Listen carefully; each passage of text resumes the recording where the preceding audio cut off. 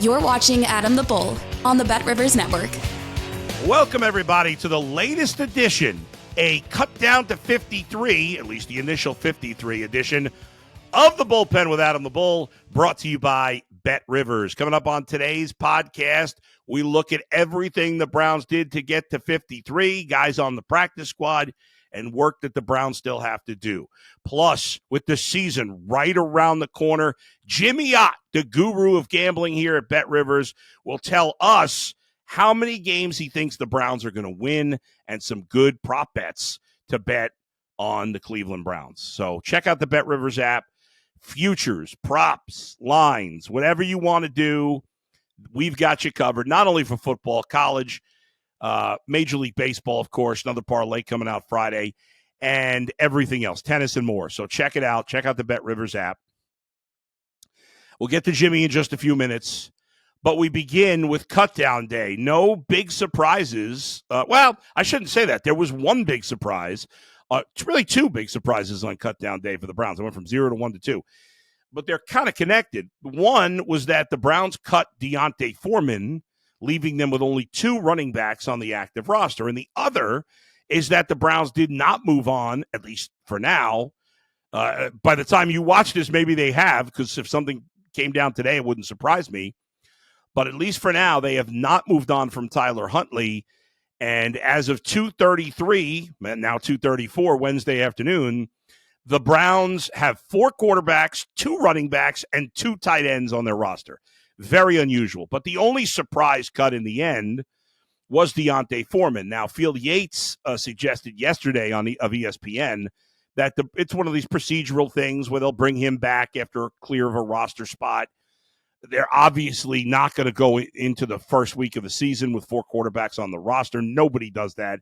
It makes no sense whatsoever. So I think at some point here, whether it's Tyler Huntley most likely or possibly DTR, they'll be down to 3 quarterbacks. And they will. Last year they had 2 quarterbacks on the active roster for most of the season, but they'll have 3 as long as everybody's healthy, knock on wood, for this season. But they will not have 4. You're not going into the season that way. You're still, 11 days away from the start of the season, so there is time.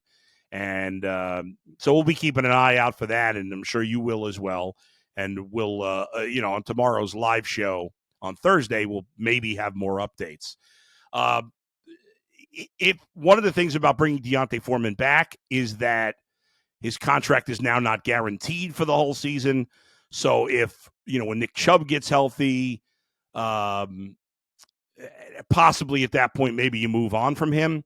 But I think they'll bring him back. I did suggest earlier today that the Browns try to get Samaje Perine, former Bengal, former Bronco, who was cut yesterday. But he signed quickly with the Kansas City Chiefs today. As a veteran, he didn't have to go through waivers. But so that's a missed opportunity. But I do think it's probably just because the Browns are going to bring Deonte Foreman back. And, what I suggested that there'll be a Jerome Ford as the 1A and Foreman as the 1B will be the case. Pierre Strong will be the 3rd running back as of now. It wouldn't shock me if the Browns ended up adding 2 running backs here. They are going to, and they could certainly add another tight end. All their guys battling for the 3rd tight end spot were either not worth it or got hurt.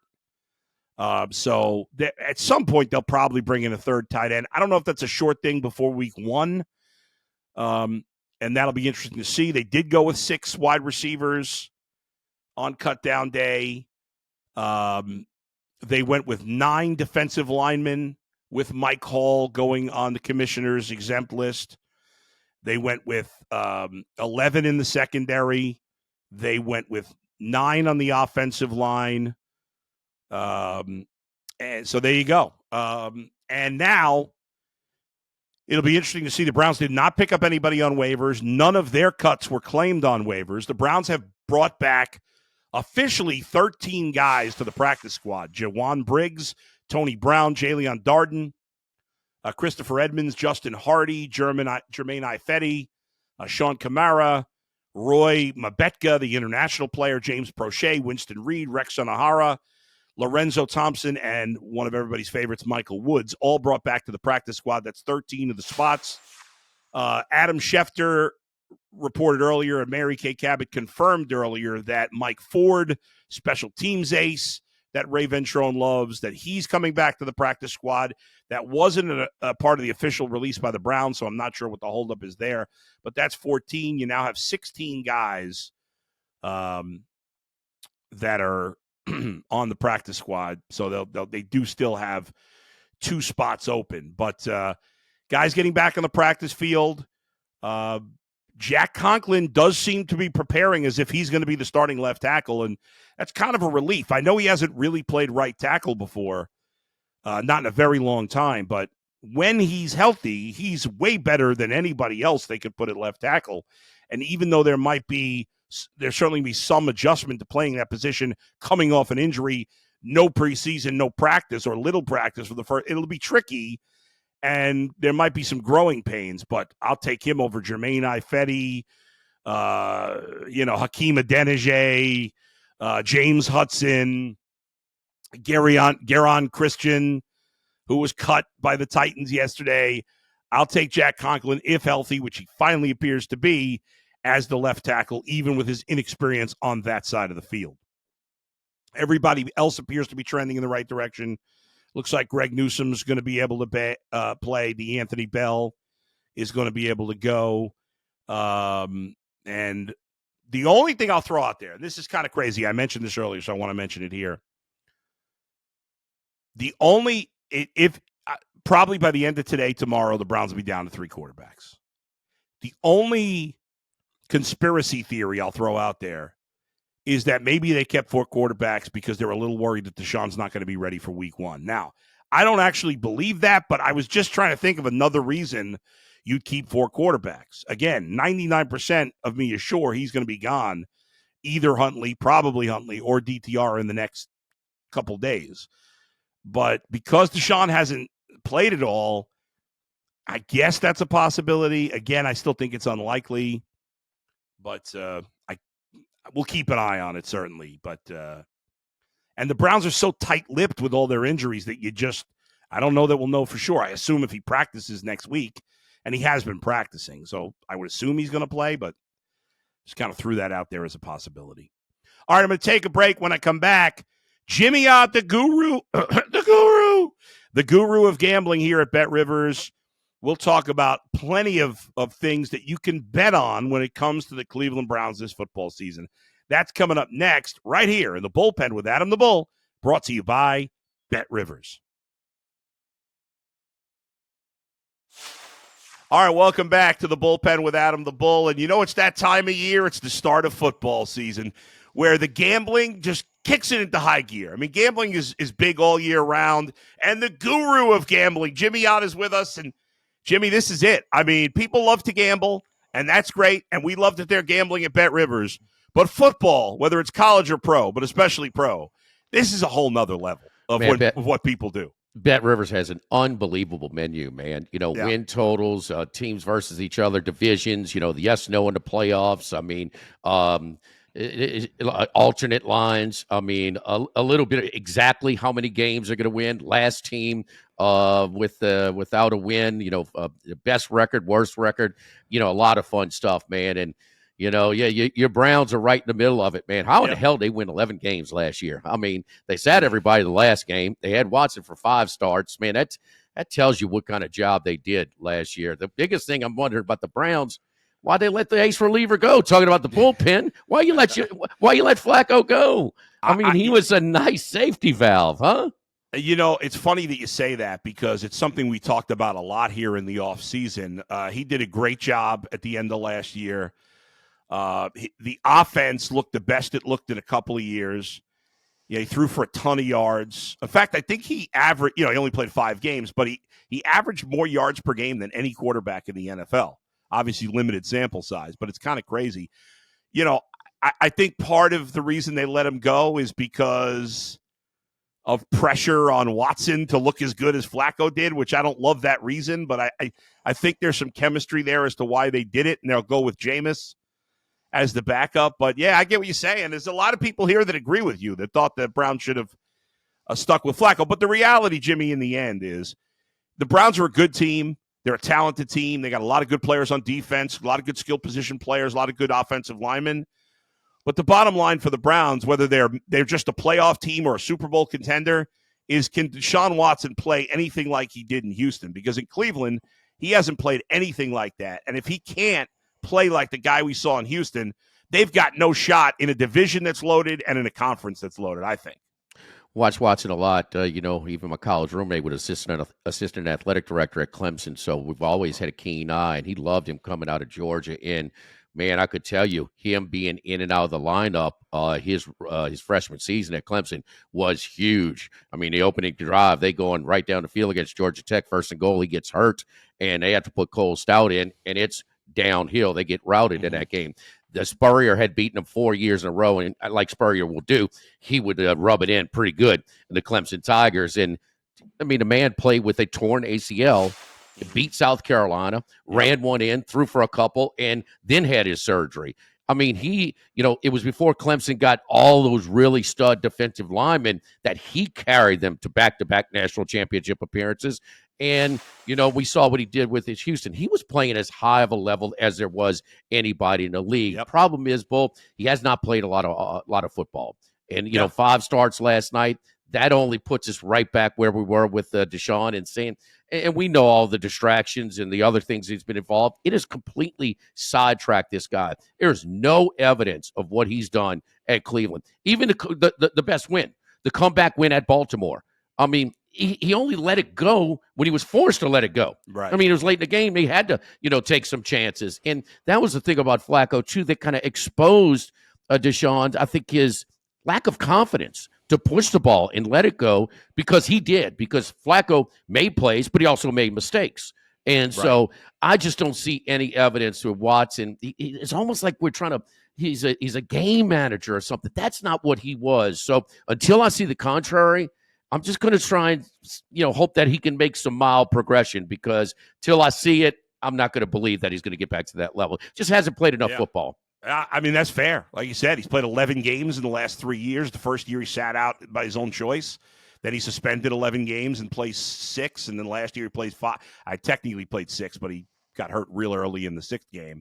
So he hasn't even played a full season over 3 years. So that's all fair. He's got to prove that he's that guy again because he hasn't been that guy. And you're right about the Baltimore game, and you're right that Joe Flacco – because Joe Flacco didn't care. Joe Flacco wasn't worried about making mistakes. And Deshaun Watson does.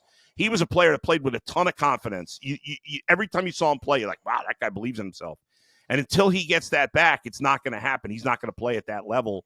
And the Browns paid him a ton of money and gave up a ton of draft picks for a star at that position, not for another. If they wanted a game manager, they could have stuck with Baker Mayfield. Now, he threw a lot of picks, but he played well last year.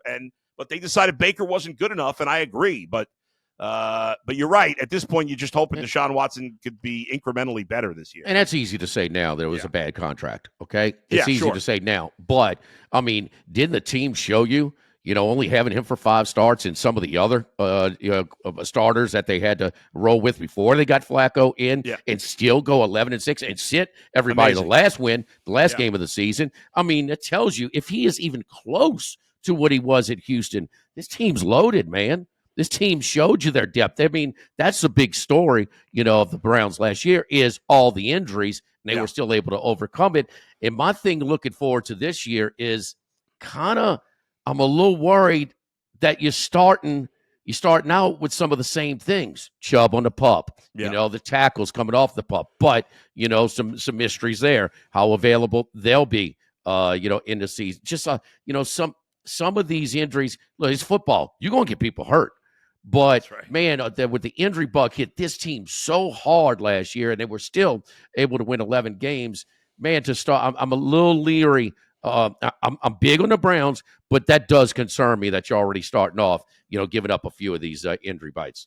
No doubt. And we'll talk about some of the season-long bets, the futures bets that you like on the Browns. In week 1, by the way, which were 12 days away, 11 days away for week 1 when the Browns play the Cowboys, and the Browns at the moment are a 2.5-point favorite at home.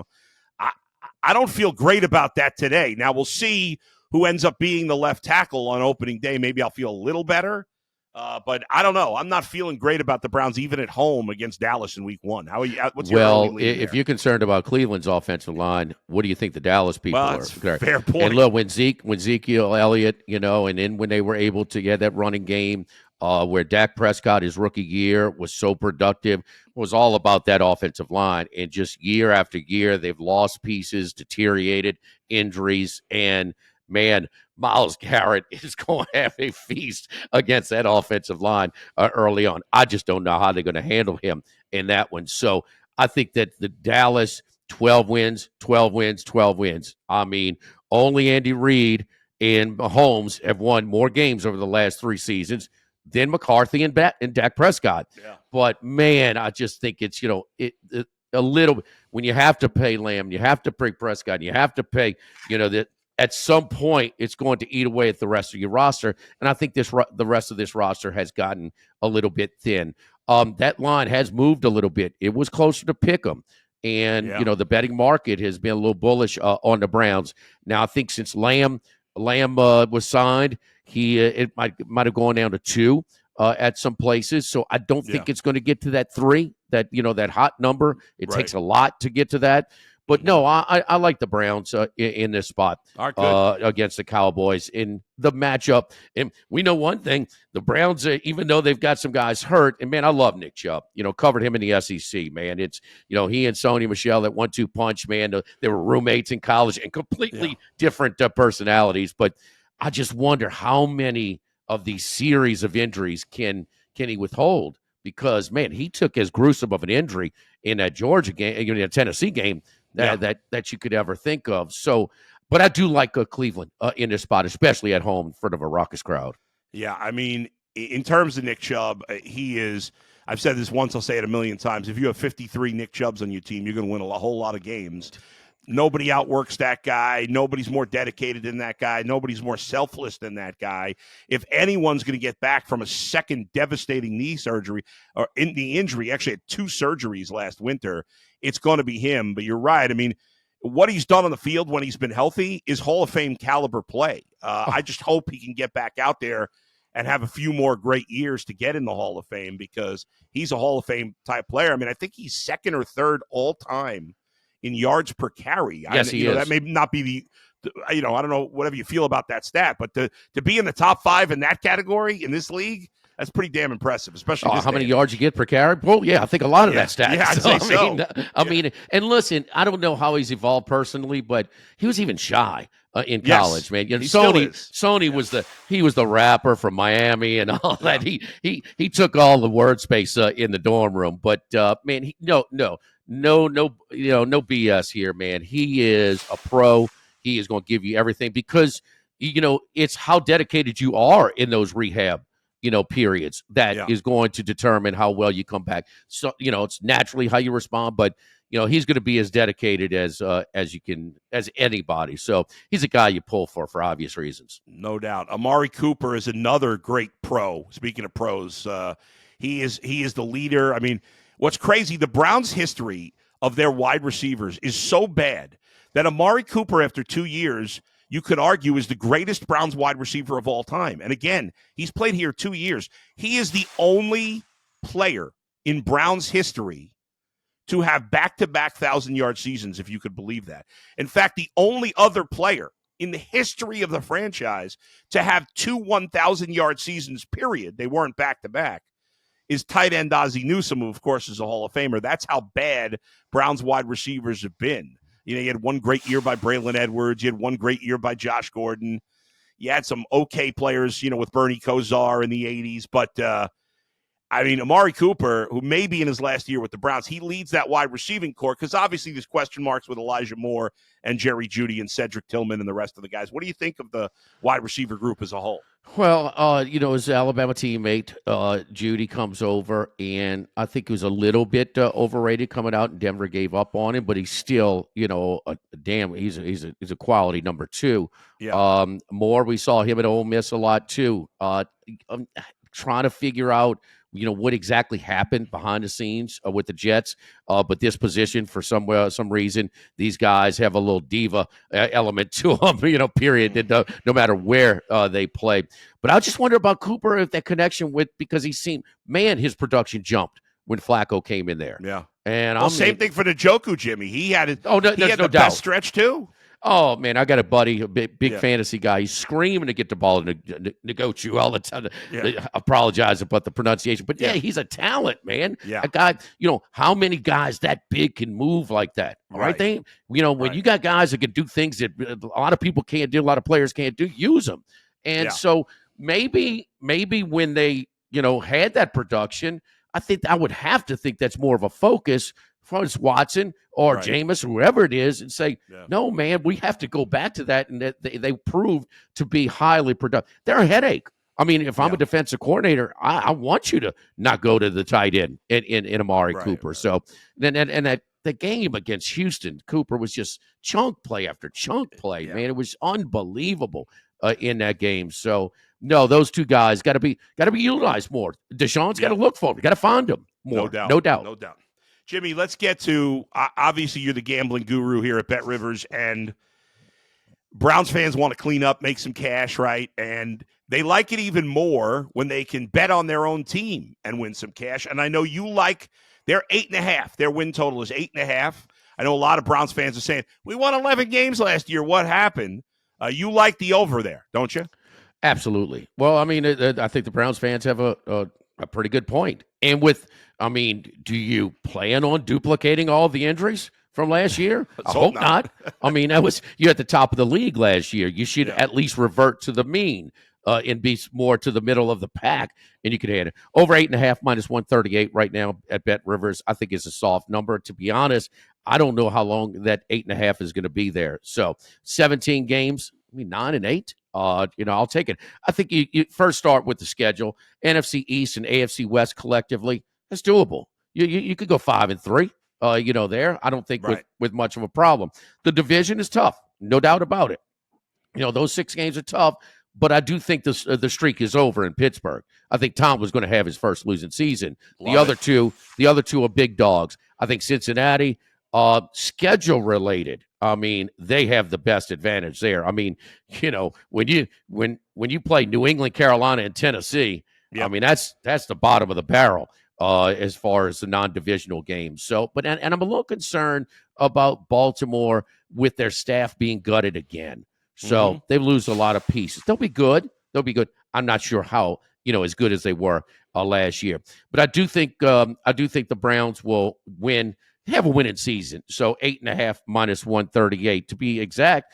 I'm willing to take a shot at plus 550 on them winning 10 games exactly and going 10-7. So, could you win? You can split it up if you want to go between, 10 and 11 or 9 and 10. But I think 10 is a really nice landing spot. The real possibility, plus 550, willing to take a swing on that one. And then, Bull, my third one as far as, pro Browns bets, that's the playoffs. Plus 144. I know the AFC is deep. I get it, okay? But, I mean, they made the playoffs last year with being, having as rough of a run, injury-wise as they did last year. Give me plus money on Cleveland. I think the biggest thing is, I think it's unrealistic to expect Deshaun Watson to play at that Houston Texan level, okay? But I do think he can, learn from the tendencies and the production, like we were talking about, the 2 targets, and man, go back to it and let it go. It's all right to, make a mistake every now and then. So if Deshaun Watson could just make moderate progress, moderate improvement, which I think is not out of the world, asking too much, and then we're gonna, then you'll have a really nice season. But I do not think they're going to win the division. So Cincinnati, that schedule, but plus 150. I mean, let's face it, Jacksonville, I tell you what I do like about Cleveland's schedule, where you play Miami. I mean, I hate to go recency bias, but damn it, we saw Tua in the cold, huh? Right. My man from Hawaii is not comfortable in the cold, and you play them second to last game of the season, the dog pound. That's a big-time advantage playing them December 29th.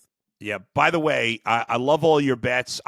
If you don't want to go too crazy on this one, but the Browns are the 16th choice to win the Super Bowl, right? I'm not saying I think they're going to win the Super Bowl, but at plus 4,000 at the 16th choice, I mean, a couple of dollars, why not? 40 to 1?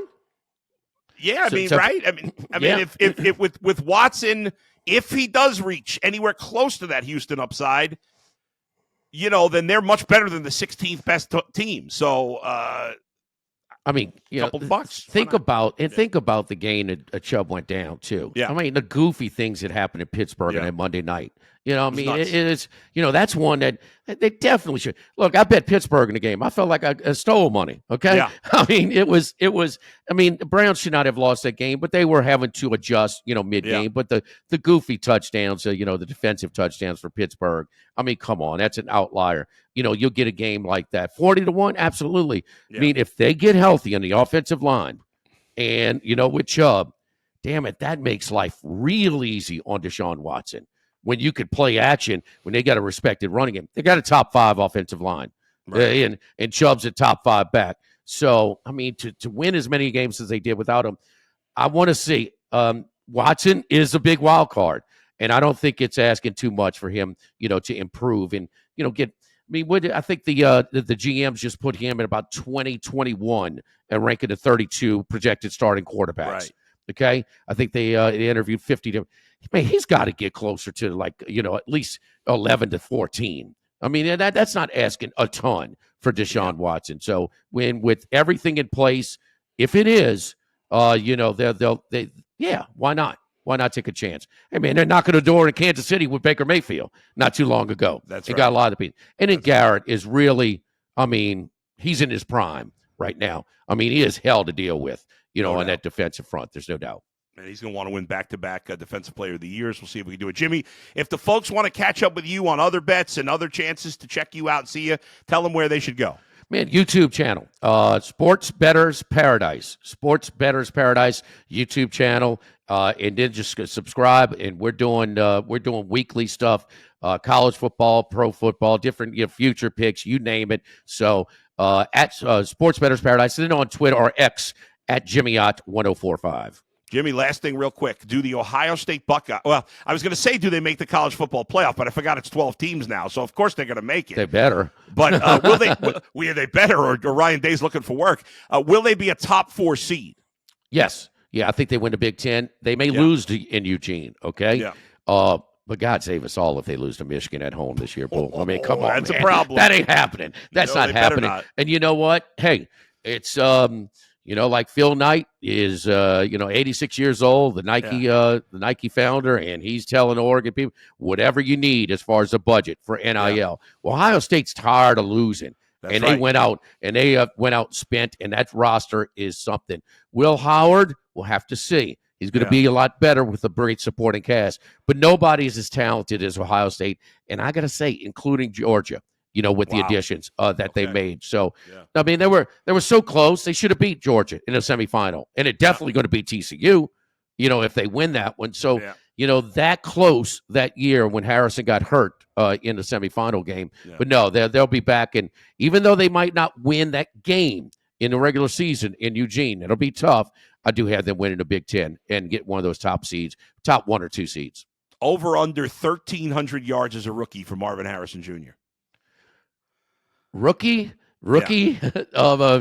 draft picks in a fantasy can make you real poor. That's true. Sorry. He's by far his favorite. His main target. Yeah. Okay, after they lose Hollywood Brown and some other, the tight end is good, but and they should be down. They should give up a lot of points. Still, that's a lot of yards for rookies. I just kind of usually stay away, Bull. But no arguing his talent. No, that's smart. People have lost a lot of games, a lot of fantasy leagues being too tricky about rookies, thinking they're smarter than everybody else. Well, I can't just throw you nothing but flowers today, baby. I mean, come on, man. I'm bullish on the Browns and Ohio State, but no, the rookies I got to stay away from. No, you're right. That's smart, Jimmy. Thanks, man. Appreciate the time. Anytime, Bull. All right, great talking with Jimmy Ott. He's high on the Browns, man. He is really high on the Browns. He likes them to win exactly 10 games. Obviously, it's over the 8.5. He likes this team a lot, as do I. But he's more optimistic, I think, than I am because, I'm more worried of the Watson situation bringing this team down, but and he's not buying into Watson that much, but still, he's buying into this team, no doubt about it. All right, thanks for joining me as always.